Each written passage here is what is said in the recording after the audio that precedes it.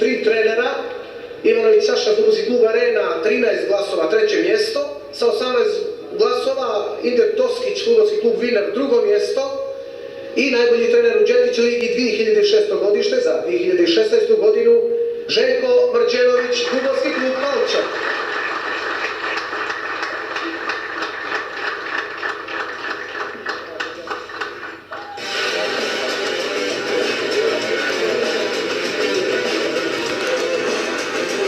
Još jednom čestitke.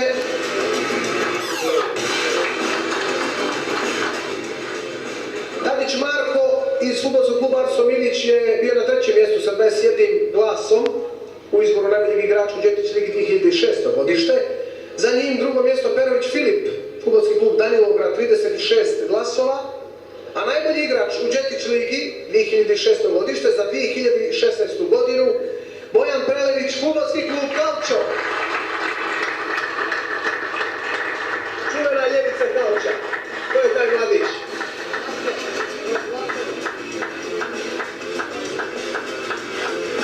Rekao sam, ili možda nisam, broj glasova 84.